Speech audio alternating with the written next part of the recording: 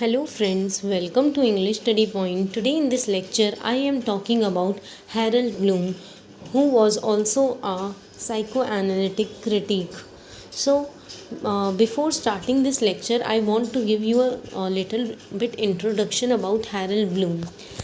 Harold Bloom was an American literary critic. ये जो heron Bloom थे ये अमेरिकन लिटरेरी क्रिटिक थे. In 2017, Bloom was described as probably the most famous literary critic in the English speaking world. तो जो 2017 में जो है ब्लूम को डिस्क्राइब किया गया था most famous literary critic in English speaking world, कि जो इंग्लिश स्पीकिंग वर्ल्ड में जो है बहुत ही ज़्यादा फेमस थे, लिटरेरी क्रिटिक थे. ये जो है इनका बॉर्न जो हुआ ये 11 जुलाई 1930 में हुआ ईस्ट ब्रोनिक्स न्यूयॉर्क, जो कि यूएस में है.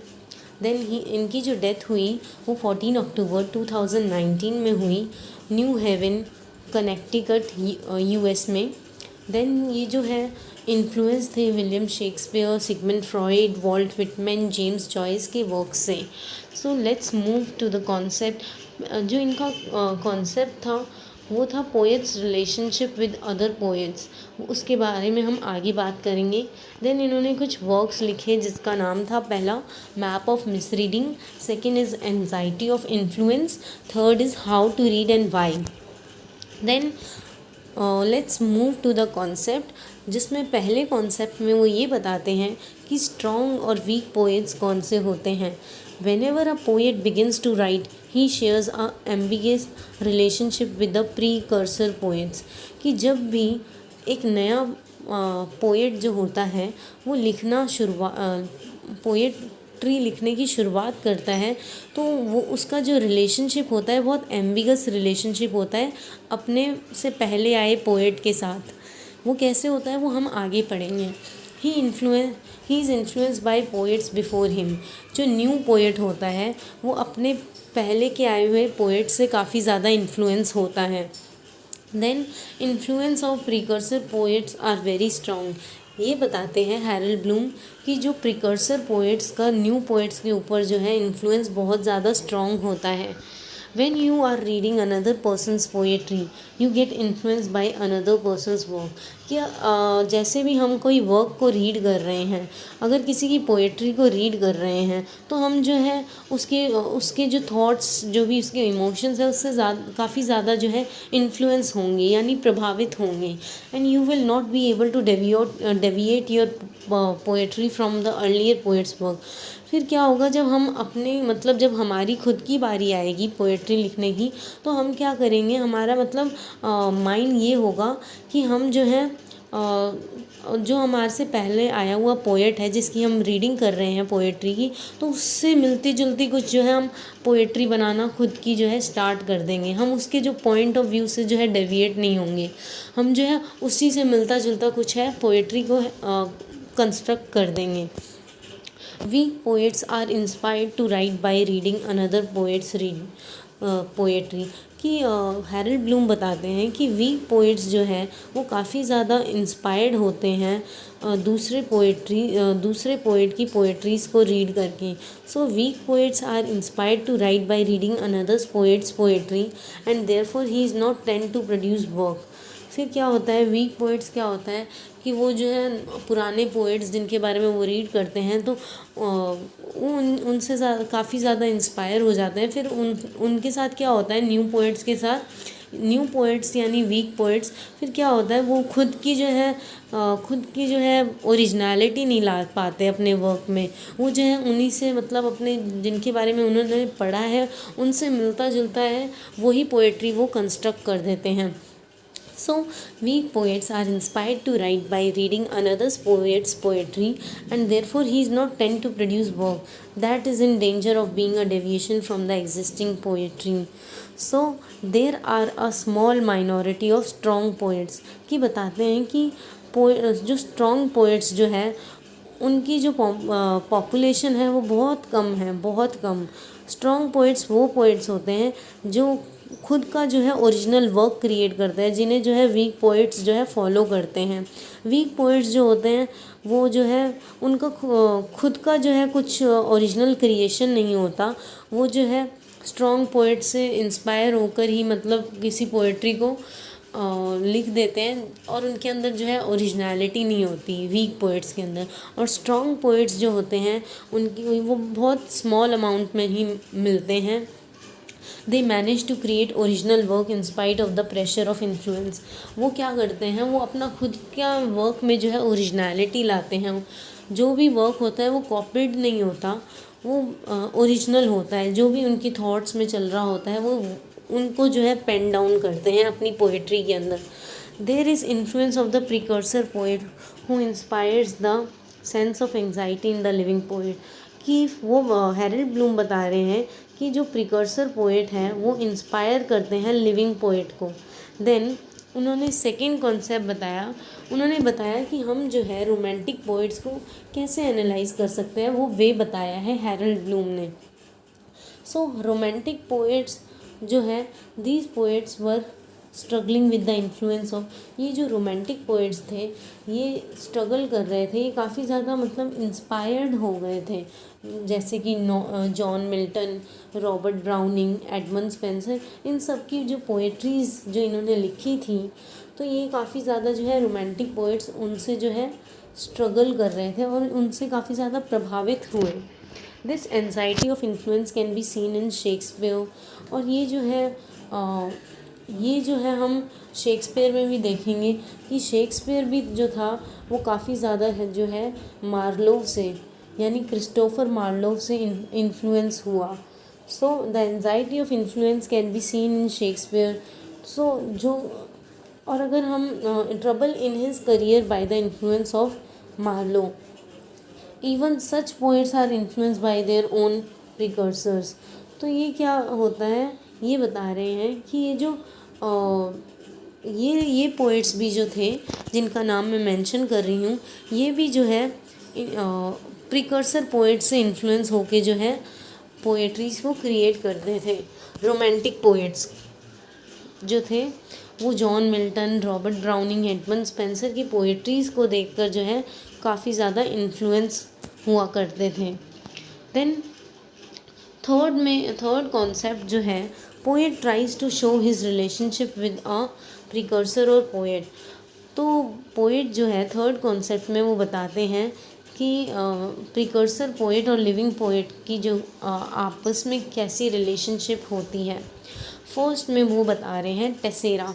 टेसेरा का क्या मतलब होता है कि it means using a symbol which was use by a precursor poet and then interpreting the symbol in different manner. कि क्या होता है कि जो प्रिकर्सर पोएट जो होते हैं वो अपनी पोएट्रीज़ में जो है सिंबल का यूज़ करते हैं। वो जो सिंबल होता है वो इनडायरेक्ट रेफरेंस होता है, जिनको क्या करते हैं लिविंग पोएट यानी न्यू पोएट्स जो है अपने वे से जो है उन सिंबल्स को इंटरप्रेट करते हैं डिफरेंट तरीके से, एंड फिर क्या करते हैं उसका यूज़ करते हैं अपनी पोएम में। उन सेम सिंबल्स का जो है वो अपनी लिविंग पोएट यानी न्यू पोएट जो है अपनी पोएट्री में जो है उनके सिंबल्स को यूज़ करते हैं, जो क्या बन जाता है पोएम के अंदर एंटीथीसिस यानी opposite.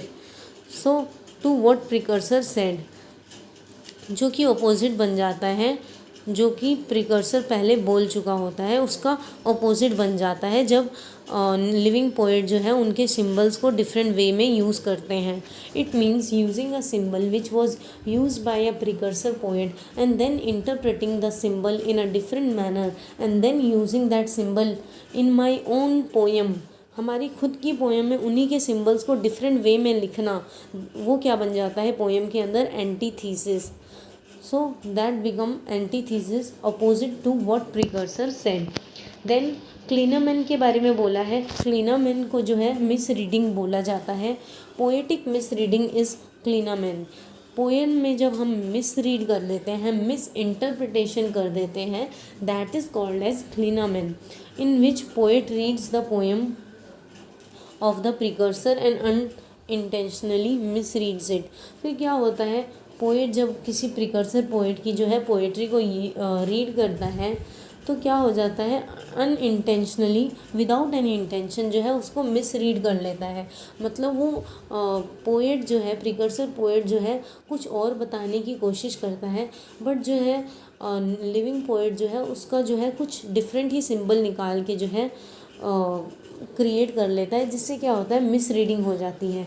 When you mis reads the poem unintentionally, so जब हम पोएम को जो है रीड करते हैं, मिस रीड करते हैं without any sort of intention, that poetry is called as clinamen. Clinamen बोला जाता है। When a poet reads poem of precursor, poet tries to copy it.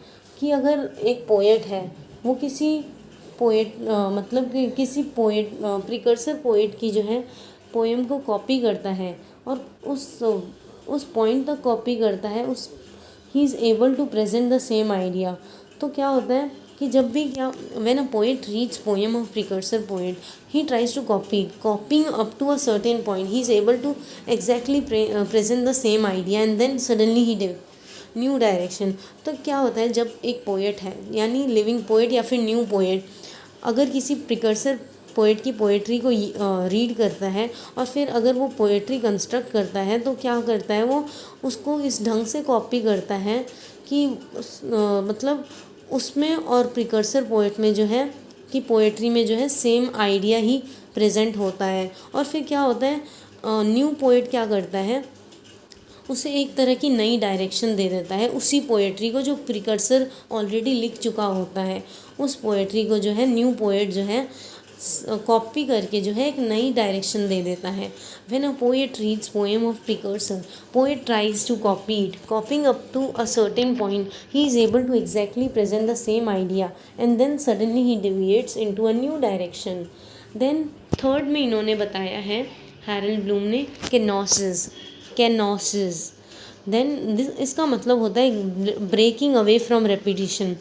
कि मतलब अगर प्रिकर्सर पोएट की जो पोएट्री है, अगर कोई न्यू या फिर लिविंग पोएट रीड कर रहा होता है, तो क्या होता है, उस लिविंग पोएट को जो है वो जो है उसके उस पोएट मतलब प्रिकर्सर पोएट की जो पोएट्री को रीड करके जो है वो कॉपी नहीं करता है, बल्कि अपना ही मतलब आइडियाज़ जो है मतलब उनसे मिलता जुलता कुछ अच्छा सा क्रिएट कर लेता है केनोसिस में। ब्रेकिंग अवे फ्रॉम रेपिटिशन, कि वो जो है प्रिकर्सर पोएट के आइडियाज़ को जो है रिपीट नहीं करता।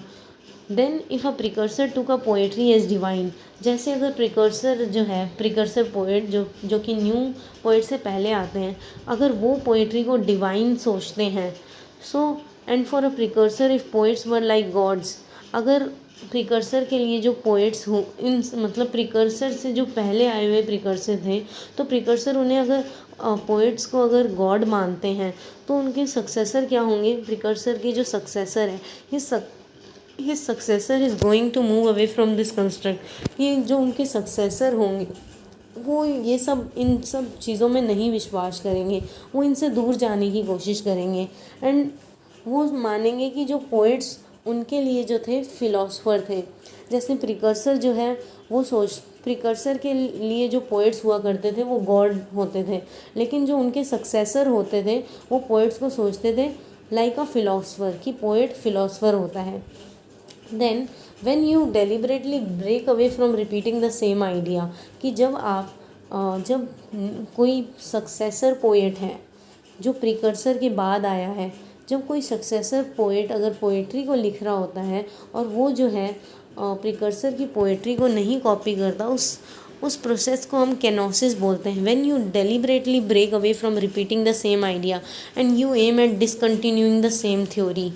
सो आप यही बताया गया है कि हम जो है मतलब जब भी कोई प्रिकर्सर पोएट होता है उसकी जो पोएट्रीज़ होती है, हम उस पोएट्री को जब पढ़ते हैं तो सक्सेसर जो है उसके आइडियाज़ को कॉपी नहीं करता, उससे मतलब डेविएट होकर कुछ नया क्रिएट करने की कोशिश करता है। जैसे मैं बता रही हूँ कि पोएट जो थे प्रिकर्सर पोएट, वो गॉड्स को जो है मतलब प्रिकर्सर पोएट जो होते थे वो अपने से भी पहले आए हुए पोएट को जो है गॉड समझते थे, लेकिन जो उनके सक्सेसर जो है वो पोएट्स को फिलोसफर समझते थे। तो यही बताया गया है ब्रेकिंग अवे फ्रॉम रेपिटेशन, कि सक्सेसर द्वारा जो है प्रिकर्सर पोएट की कॉपी ना किए जाना, that is called as kenosis.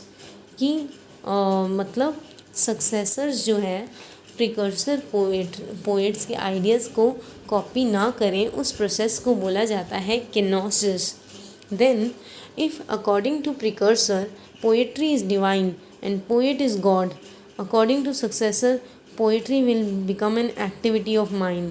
कि अगर प्रिकर्सर सोचता है कि एक पोएट्री जो है डिवाइन है और वो सोचता है कि पोएट जो है उसके लिए गॉड है प्रिकर्सर की मतलब अकॉर्डिंग, सो सक्सेसर उसे सोचेगा कि जो पोएट्री जो है उनके एक माइंड की एक्टिविटी है और साथ ही साथ पोएट उनके लिए जो है फिलोसफर है। सो थैंक यू फ्रेंड्स, ये लेक्चर यहीं ख़त्म होता है। एंड इस लेक्चर में जो है मैंने आपको पहले हैरल्ड ब्लूम का जो है इंट्रोडक्शन दिया, देन मैंने उनके कॉन्सेप्ट को क्लियर किया कि poets relationship with other poets, then मैंने उनके वर्क्स बताए, map of misreading, anxiety of influence, how to read and why. Then मैंने कॉन्सेप्ट को बताया कि हैरल्ड ब्लूम स्ट्रॉन्ग और वीक पोएट्स किसे बोलते थे। स्ट्रॉन्ग पोएट्स वो होते थे जिनके अंदर ओरिजिनलिटी होती थी, और वीक पोएट्स वो होते थे जो कि स्ट्रॉन्ग पोएट्स को कॉपी करके जो है पोएट्री को कंस्ट्रक्ट करते थे। Then second is way of analysing romantic poetry. So third is poet tries to show his relationship with a precursor और पोएट, जिसमें मैंने आपको बताया टेरेसा, क्लिनेमैन, केनोसिस। सो